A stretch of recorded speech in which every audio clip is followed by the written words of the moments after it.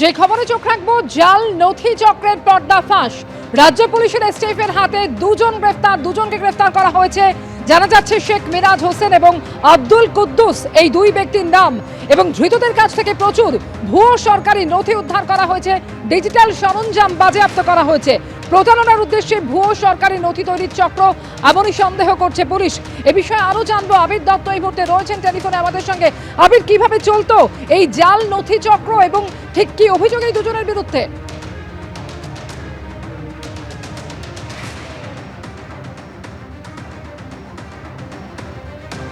যান্ত্রিক কারণে যোগাযোগ বিচ্ছিন্ন হয়েছে, আরো একবার যোগাযোগের চেষ্টা করব।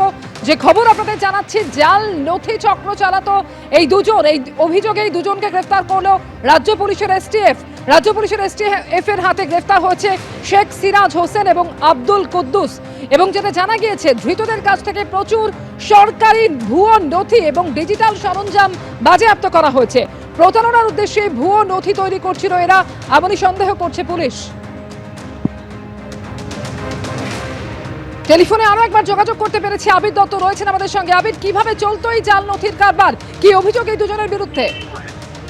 দেখো, এসটিএফ এর তরফ থেকে ইতিমধ্যে মিরাজ হোসেন এবং আব্দুল কুদ্দুস ওরফে মুন্না এই দুজনকে গ্রেফতার করা হয়েছে এবং তাদের কাছ থেকে বেশ কিছু ভুয়ো নথিপত্র, ডিজিটাল সরঞ্জাম পাওয়া গিয়েছে, যেগুলো মনে করা হচ্ছে যে ভুয়ো বিভিন্ন সরকারি নথি সেগুলো তৈরিতে এগুলো ব্যবহার করা হতো। এবং এটাও তদন্তকারী আধিকারিকরা মনে করছেন বীরভূম থেকে যে দুজনকে গ্রেফতার করা হচ্ছে আন্তর্জাতিক ভিত্তিক বিভিন্ন জাল নথি তৈরির চক্রের এরা অন্যতম পান্ডা। এরা দুজন রয়েছেন নাকি আরো বেশ কয়েকজন রয়েছে, সেটা খতিয়ে দেখা হচ্ছে বলে রাজ্য পুলিশের এসটিএফ সূত্র থেকে জানা যাচ্ছে। ধন্যবাদ আবির। রাজ্য পুলিশের এসটিএফ এর হাতে ধৃত দুই, বীরভূম থেকে ধৃত শেখ মিরাজ হোসেন এবং আব্দুল কুদ্দুস। প্রতারণার উদ্দেশ্যে ভুয়ো সরকারি নথি তৈরির চক্র চালাতো এই দুজন, এমনই সন্দেহ করছে পুলিশ। এসটিএফ এর হাতে গ্রেফতার হয়েছে দুজন। আমার দোকানে মানে অন্য একটি জায়গায় একটি ঘটনা ঘটার পর আমার দোকানে এসটিএফ এর টিম এসেছিল।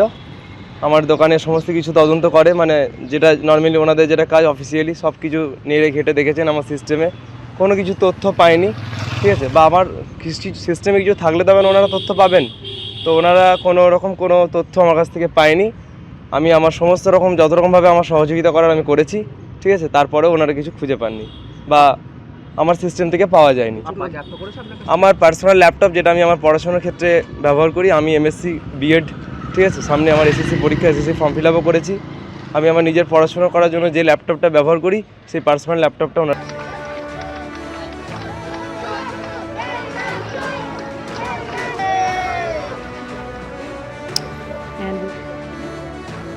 To Shukla as our second crew member exiting the spacecraft, and some big smiles, as you said. India reached a major milestone for the nation's space exploration as X4 pilot Shubhanshu Shukla became the first astronaut to fly from the country's newly established astronaut corps.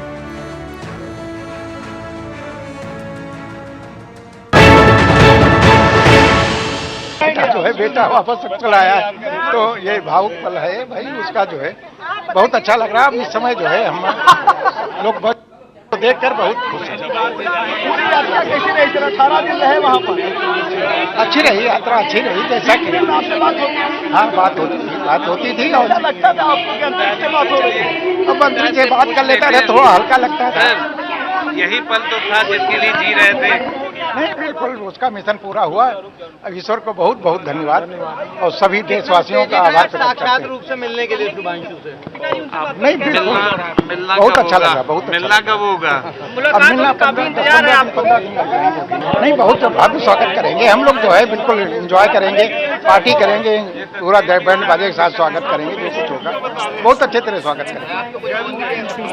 Doctor Debiprasad দুয়ারির সঙ্গে কথা বলবো। Doctor দুয়ারি, এটা কিন্তু প্রধানমন্ত্রী তার যে অভিনন্দন বার্তা সেখানেও স্পষ্ট বুঝিয়ে দিচ্ছেন এইবার ভারতের পরবর্তী বড় লক্ষ্য হচ্ছে গগনযান। তিনি বলছেন যে তার লেখা থেকে এটা পরিষ্কার যে গগনযানের উদ্দেশ্যে কিন্তু আরো এক ধাপ এগিয়ে যাওয়া হলো শুভাংশু শুক্লাদের এই সফল মহাকাশ থেকে সফল প্রত্যাবর্তনের মধ্যে দিয়ে।